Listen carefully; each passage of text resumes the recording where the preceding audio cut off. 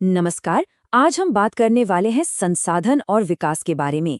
देखिए, ये ऐसे शब्द हैं जो हम रोज सुनते हैं, है ना? पर कभी सोचा है कि असल में कोई चीज संसाधन या रिसोर्स बनती कैसे है? चलिए आज इसी गुत्थी को सुलझाते हैं। तो सबसे पहले एक बहुत ही बुनियादी सवाल से शुरू करते हैं। क्या ये जो संसाधन हैं, पानी, जंगल, खनिज, ये सब हमें प्रकृति से मिले मुफ्त के तोहफे हैं? ज्यादातर लोग तो यही मानते हैं, है ना? इसका जवाब शायद थोड़ा चौंकाने वाला हो। नहीं, ऐसा बिल्कुल नहीं है। सच तो ये है कि संसाधन असल में इंसानी गतिविधियों का नतीजा होते हैं। मतलब हम इंसानी हैं जो पर्यावरण में मौजूद चीजों को एक कीमती रिसोर्स में बदलते हैं। तो फिर सवाल उठता है कि अगर ये मुफ्त के तोहफे नहीं हैं, तो आखिर कोई चीज संसाधन बनती कैसे है? चलिए अब उन छिपे हुए फैक्टर्स पर नजर डालते हैं जो किसी भी चीज को एक वैल्यूएबल रिसोर्स बनाते हैं। देखिए, बात सीधी सी है। किसी भी चीज को रिसोर्स कहलाने के लिए 3 शर्तें पूरी करनी पड़ती हैं। पहली, हमारे पास उसे निकालने या इस्तेमाल करने की टेक्नोलॉजी हो। दूसरी, उसे इस्तेमाल करना आर्थिक रूप से फायदेमंद हो, मतलब सस्ता हो। और तीसरी, हमारा समाज, हमारी संस्कृति उसे स्वीकार करे। अगर इन 3 में से एक भी शर्त पूरी नहीं होती, तो वो चीज सिर्फ पर्यावरण का एक हिस्सा है, रिसोर्स नहीं। ये स्लाइड इस बात को बहुत अच्छे से समझाती है। देखिए, इसके सेंटर में इंसान है। हम इंसान टेक्नोलॉजी का इस्तेमाल करके प्रकृति से इंटरैक्ट करते हैं और फिर अपने आर्थिक विकास को रफ्तार देने के लिए संस्थाएं यानी कि इंस्टीट्यूशंस बनाते हैं। ये एक लगातार चलने वाली प्रक्रिया है और इस पूरे खेल में असली गेम चेंजर हम इंसान ही हैं। और हाँ, ये संसाधन कई तरह के होते हैं। हम उन्हें उनकी उत्पत्ति के हिसाब से बांट सकते हैं, जैसे कि बायोटिक या एबायोटिक, या फिर इस आधार पर कि वो खत्म हो सकते हैं या नहीं, जैसे रिन्यूएबल और नॉन रिन्यूएबल। ये चार्ट दिखाता है कि ये टॉपिक कितना गहरा और कॉम्प्लेक्स है। अच्छा, अब जरा ये सोचते हैं कि जब हम संसाधनों को मुफ्त और कभी न खत्म होने वाला मान लेते हैं तो होता क्या है? होता ये है कि हम एक बहुत बड़े संकट में फंस जाते हैं, एक ऐसा संकट जो हमारा ही बनाया हुआ है। इस गलत सोच के 3 बड़े बुरे नतीजे निकलते हैं। पहला, कुछ लोगों के लालच को पूरा करने के लिए हम संसाधनों को तेजी से खत्म कर रहे हैं। दूसरा, ये संसाधन कुछ ही हाथों में सिमट कर रह जाते हैं, जिससे हमारा समाज अमीर और गरीब में बंट जाता है।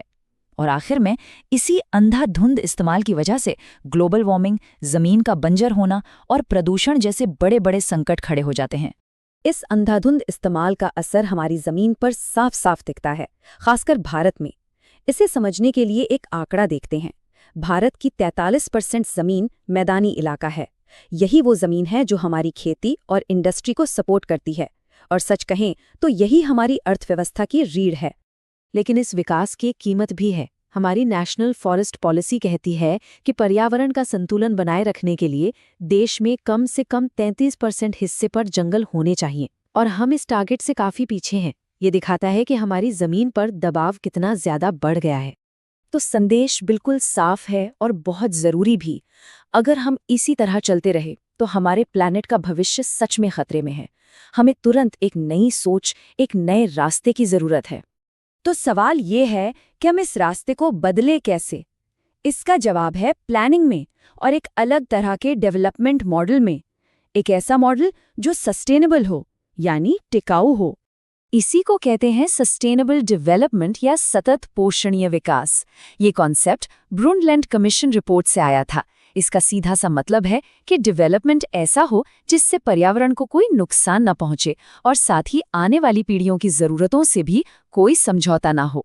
ये आज की जरूरतों और कल की उम्मीदों के बीच बैलेंस बनाने जैसा है। और ये कोई नया आइडिया नहीं है जो रातों रात आ गया हो। जैसा कि इस स्लाइड में हम देख सकते हैं, ये सोच कई दशकों में धीरे धीरे विकसित हुई है।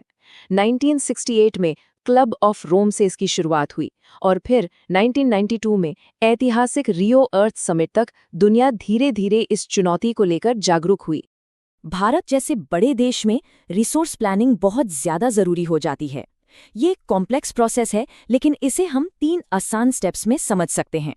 पहला स्टेप है पूरे देश में कहाँ कौन से रिसोर्स हैं उनकी पहचान करना और एक लिस्ट बनाना। दूसरा, सही टेक्नोलॉजी और इंस्टीट्यूशंस के साथ एक प्लानिंग स्ट्रक्चर तैयार करना। और तीसरा, ये पक्का करना कि हमारी रिसोर्स प्लानिंग देश के ओवरऑल डेवलपमेंट प्लान के साथ मिलकर चले। आखिर में एक बात समझनी होगी कि प्लानिंग और पॉलिसी हमें एक हद तक ही ले जा सकती हैं। असली बदलाव तो हमारी सोच और हमारी अपनी जिम्मेदारी से आएगा। गांधी जी ने इस बात को बहुत पहले ही समझ लिया था। उनकी कही बात आज भी बिल्कुल सटीक बैठती है। उन्होंने कहा था, हमारे पास हर व्यक्ति की आवश्यकता पूर्ति के लिए बहुत कुछ है, लेकिन किसी के लालच की संतुष्टि के लिए नहीं। उनका मानना था कि इंसानी लालच और मॉडर्न टेक्नोलॉजी का अंधाधुंध इस्तेमाल ही दुनिया में संसाधनों की कमी की असली जड़ है। और इसी के साथ हम एक आखिरी सवाल पर आकर रुकते हैं। जरा एक पल के लिए सोचिए कि अगर एक दिन दुनिया का सारा तेल खत्म हो जाए तो क्या होगा?